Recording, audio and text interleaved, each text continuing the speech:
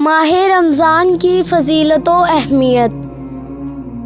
حضرت ابو ہریرہ رضی اللہ تعالی عنہ سے روایت ہے کہ رسول اللہ صلی اللہ علیہ وسلم نے ارشاد فرمایا کہ جب رمضان کی پہلی رات ہوتی ہے تو شیاطین اور سرکش جنات قید کیے کر دیے جاتے ہیں اور دوزخ کے سارے دروازے بند کر دیے جاتے ہیں، پھر اس کا کوئی دروازہ کھلا نہیں رہتا اور جنت کے تمام دروازے کھول دیے جاتے ہیں، پھر اس کا کوئی دروازہ بند نہیں رہتا، اور اعلان کرنے والا فرشتہ یہ اعلان کرتا ہے کہ اے بھلائی یعنی نیکی ثواب کے طلبگار، اللہ تعالیٰ کی طرف متوجہ ہو جا، اور اے برائی کا ارادہ رکھنے والے برائی سے باز آ جا،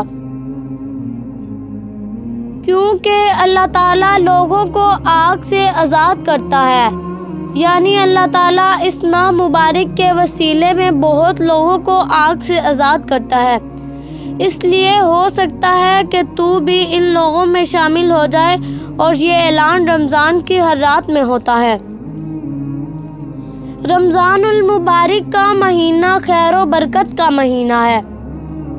مسلمان کو مسلمان بن کر اپنے اعمال کو اللہ تعالیٰ کی خوشنودی کے مطابق ڈھالنے کا مہینہ ہے۔ دولت مند کو اپنی دولت مندی کے ذریعے اللہ کو راضی خوش کرنے کا اور غریب کو اپنی غریبی کے باوجود نیک عمل کرنے کا مہینہ ہے۔ یہ مہینہ آتا ہے تو فضا کو پرنور بنا دیتا ہے، ایمان والوں میں مسرت کی لہر دوڑا دیتا ہے، بڑی عمر کے لوگ خلوص عمل کے ساتھ نیکی پر کاربند ہوتے ہیں، چھوٹی عمر کے بچے ان کو دیکھ دیکھ کر ان کے ساتھ عبادتوں میں شامل ہو جاتے ہیں، اور حتیٰ کہ فجر کی نماز میں بھی شامل ہوتے ہیں۔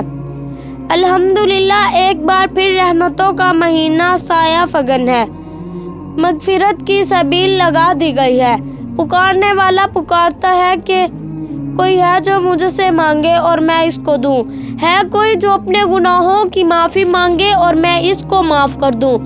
اللہ تعالیٰ کا اپنے بندوں پر کرم بے حساب ہے، وہ بندہ نواز اپنے بندوں کو نوازنے کے لیے انہیں معاف کرنے کے لیے بہانے تلاش کرتا ہے۔ کتنا مفلس ہوگا وہ شخص جو اس مبارک مہینے کو پائے اور اپنی دنیا نہ بدلے اور نہ آخرت سنوار سکے۔ اس دینے والے کے تو اس ماہ میں کرم کی انتہا ہے اور ہماری غفلت کی انتہا ہے، یہ ہے کہ اس سے بھی فیض نہ اٹھایا جائے۔ دینے والا تو بے دریغ لٹا رہا ہے، اور لینے والے اگر غفلت میں پڑے رہے تو اس سے بڑی بدنصیبی اور کیا ہوگی۔ رمضان کی برکتوں کا اندازہ لگانا ہے تو اس بات سے لگائیے کہ جب رمضان آتا ہے اللہ تعالیٰ کے حکم سے شیاطین قید سلاسل کر دیے جاتے ہیں، جنت کے دروازے کھول دیے جاتے ہیں اور دوزخ کے دروازے بند کر دیے جاتے ہیں۔ شیاطین جن کا کام انسان کو اچھے کاموں سے روکنا اور برے کاموں کے سبز باغ دکھانا ہے، اس ماہ میں اس ظلمانہ اور گندے کاموں سے روک دیے جاتے ہیں۔ چنانچہ اس بات کا سب سے بڑا ثبوت یہ ہے کہ اس ماہ رمضان میں اکثر گناہ گار لوگ گناہوں سے بچتے ہیں اور اللہ تعالیٰ کی طرف متوجہ ہوتے ہیں۔ لیکن سوچنے کی یہ بات ہے کہ کیا ہر شخص جو رمضان پالے اور کسی طرح بھی گزار دے، کیا وہ اس کی برکتوں سے مستفید ہو جاتا ہے؟ یقیناً ایسا نہیں ہے۔